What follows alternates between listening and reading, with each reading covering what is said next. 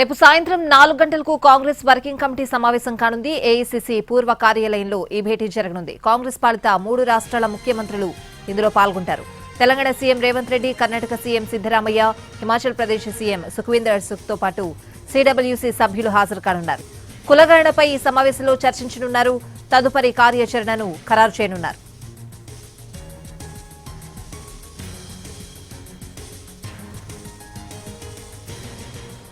రేపు సాయంత్రం 4 గంటలకు కాంగ్రెస్ వర్కింగ్ కమిటీ సమావేశం కానుంది.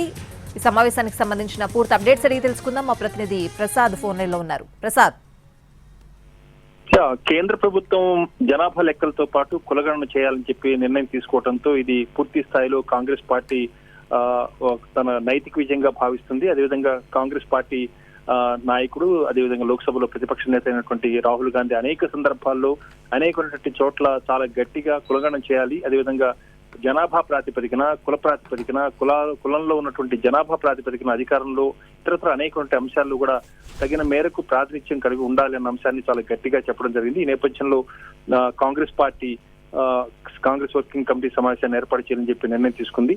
కాంగ్రెస్ పార్టీ అధ్యక్షుడు మల్లికార్జున ఖర్గే నేతృత్వంలో రేపు సాయంత్రం 4 గంటలకు అక్బర్ రోడ్ లో ఉన్నటువంటి కాంగ్రెస్ పార్టీ పూర్వ ప్రధాన కార్యాలయంలో ఈ సమావేశం జరుగుతుంది. ఈ సమావేశానికి 3 కాంగ్రెస్ పాలిత రాష్ట్రాల ముఖ్యమంత్రులు కూడా ఆహ్వానించారు. కర్ణాటక ముఖ్యమంత్రి సిద్దరామయ్య, అదేవిధంగా తెలంగాణ ముఖ్యమంత్రి రేవంత్ రెడ్డి, అదేవిధంగా హిమాచల్ ప్రదేశ్ ముఖ్యమంత్రి సుఖ్వీందర్ సింగ్ సుఖు, 3 కూడా ఈ సమావేశానికి రావాలని చెప్పి పార్టీ అధిష్టానం ఆదేశాలు జారీ చేసింది. ప్రధానంగా కులగణన, కేంద్ర ప్రభుత్వం తీసుకుంటే నిర్ణయం ఏ రకంగా దీన్ని కులగణన చేయాలి అనే అంశాలపై కాంగ్రెస్ పార్టీ అనేక అంశాలకు సంబంధించి కొన్ని తీర్మానాలు చేసి అమెరికా తీర్మానాలను ప్రజల ముందుంచడం, అదేవిధంగా ప్రభుత్వానికి కూడా అందజేయాలన్నదే ఈ ప్రధాన ఉద్దేశంగా తెలుస్తుంది. ఈ కాంగ్రెస్ వర్కింగ్ కమిటీ సమావేశానికి రేపు అన్ని అంశాలను చర్చించి కులగణనపై ఒక నిర్దేశించినటువంటి కాల ప్రమాణం ప్రకారం దీన్ని పూర్తి చేయాలి. అదేవిధంగా దీన్ని ఎట్టి పరిస్థితుల్లో ఏ అంశాలను కూడా పరిగణలో తీసుకోవాలని అంశంపై కూడా కాంగ్రెస్ పార్టీ ప్రతిపక్ష పార్టీగా తన అభిప్రాయాన్ని కూడా ఈ కాంగ్రెస్ వర్కింగ్ కమిటీ సమావేశం ద్వారా